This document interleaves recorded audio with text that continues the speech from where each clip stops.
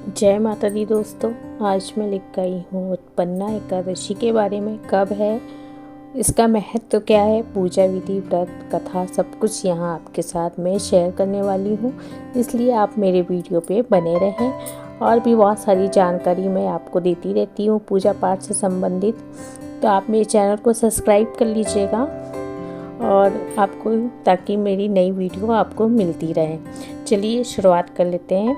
उत्पन्ना एकादशी का व्रत मार्गशीर्ष मास के कृष्ण पक्ष की एकादशी को किया जाता है। पुराणों के अनुसार इस दिन भगवान विष्णु ने उत्पन्न होकर राक्षस मुर का वध किया था, इसलिए इस एकादशी को उत्पन्ना एकादशी के नाम से जाना जाता है।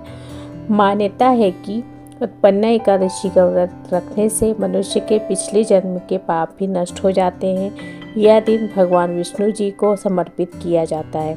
इस दिन व्रत रखने से मोक्ष की प्राप्ति होती है। उत्पन्ना एकादशी आरोग्य, संतान प्राप्ति और मोक्ष के लिए किया जाने वाला व्रत है। मैं आपको यहाँ पे एक जानकारी बता देती हूँ।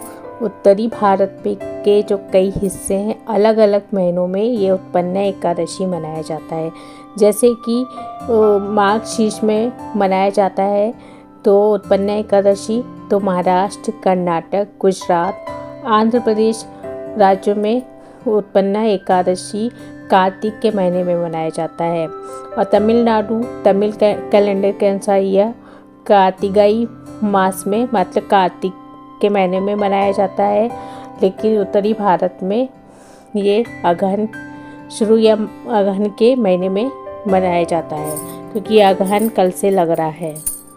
उत्पन्ना एकादशी का महत्व के बारे में बात कर लेते हैं। इस दिन व्रत करने से भगवान विष्णु की असीम कृपा प्राप्त होती है। सभी तीर्थों के दर्शन के बराबर फल प्राप्त होता है। इस व्रत में किया गया दान का फल जन्मों जन्मों तक मिलता है।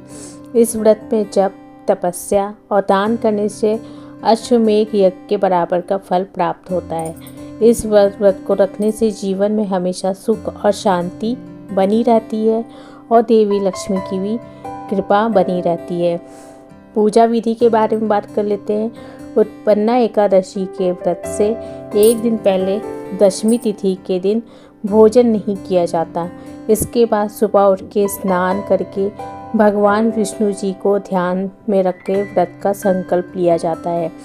फिर छोटी मेज या चौकी पे लाल कपड़ा बिछा के भगवान विष्णु की मूर्ति या तस्वीर पे गंगा जल के छींटे लगा के धूप, दीप, नैवेद्य आदि से विधिवत पूजा की जाती है। फिर भगवान को पीले फूल अर्पित किए जाते हैं। फलों का भोग लगाया जाता है। इस व्रत में केवल फलों का भोग ही लगाया जाता है। फिर घी का दीपक जलाया जाता है और भगवान का ध्यान करके उनकी आरती की जाती है।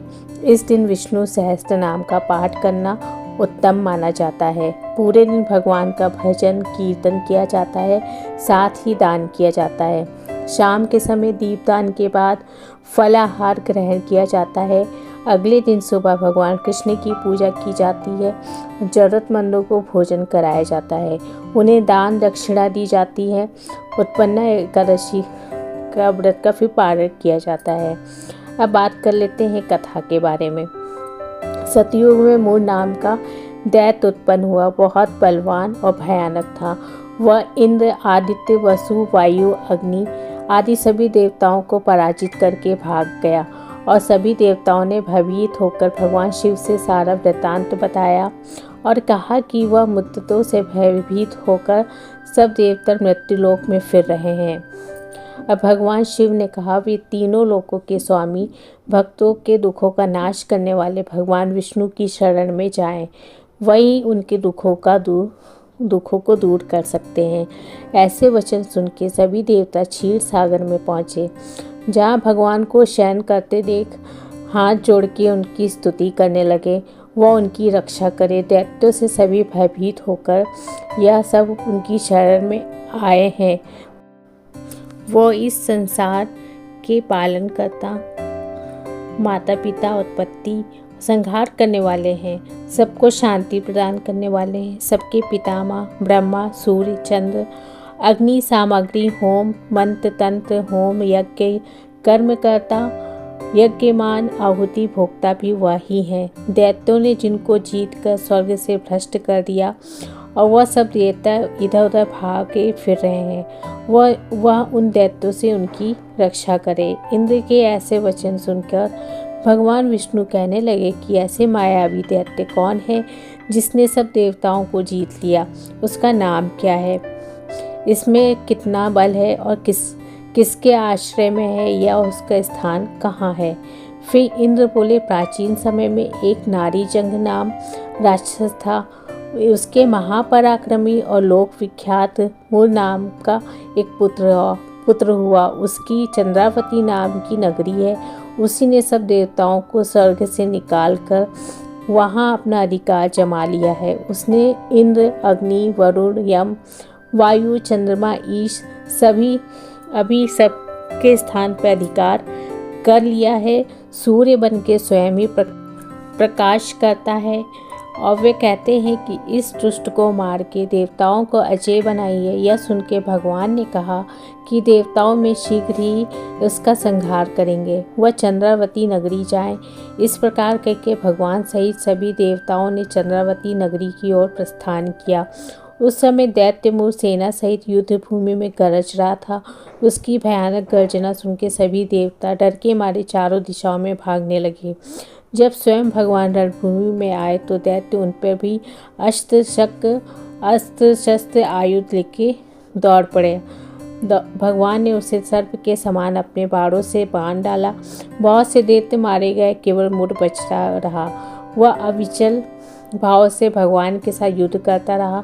दोनों के बीच महायुद्ध हुआ। 10,000 वर्ष तक उनका युद्ध चलता रहा, किंतु मूर नहीं हारा, थका भी नहीं। भगवान बद्रिकाश्रम चले गए। वह हेमवती नामक सुंदर गुफा थी। उसमें विश्राम करने के लिए भगवान उसके अंदर प्रवेश कर गए।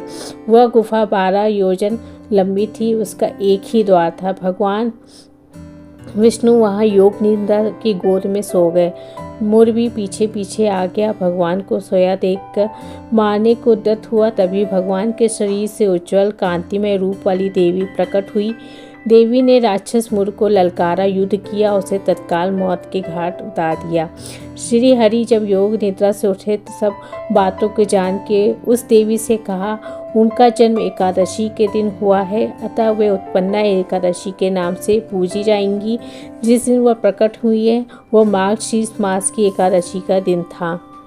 उत्पन्ना एकादशी की तिथि है 8 दिसंबर 2023 को सुबह 5:06 पे शुरू होगी और 9 दिसंबर 2023 को सुबह 6:31 पे समाप्त हो जाएगी।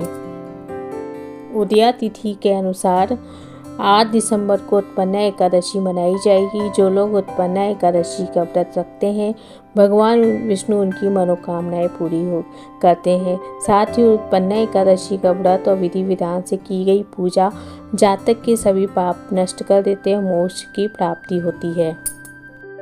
किस तरीके से पूजा करनी है भगवान को पहले भी बताया कि कैसे विष्णु भगवान की प्रतिमा को स्थापित करनी है।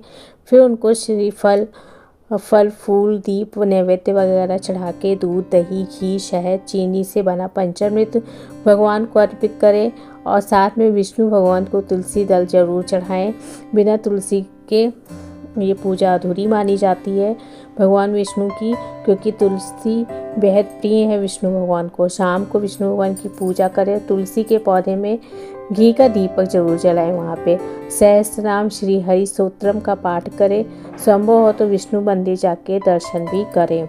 और उत्पन्ना एकादशी का पारण द्वादशी तिथि को सात्विक भोजन करके करना चाहिए। तो उत्पन्ना एकादशी का पारण जो है वो जो लोग 7 तारीख को रख रहे हैं उनको 8 तारीख को पारण करना चाहिए और जो 8 तारीख को व्रत करेंगे वो उनको 9 तारीख को पारण करना है। सुबह 6:31 पे एकादशी समाप्त होगी, द्वादशी शुरू हो जाएगी। 9 दिसंबर 2023 को दोपहर 1:15 से दोपहर 3:20 पे कर सकते हैं। दोस्तों ये थी उत्पन्ना एकादशी के बारे में। अगर मेरा वीडियो पसंद आए तो लाइक शेयर सब्सक्राइब कर लीजिएगा। मिलते हैं नेक्स्ट वीडियो में, तब तक के लिए धन्यवाद।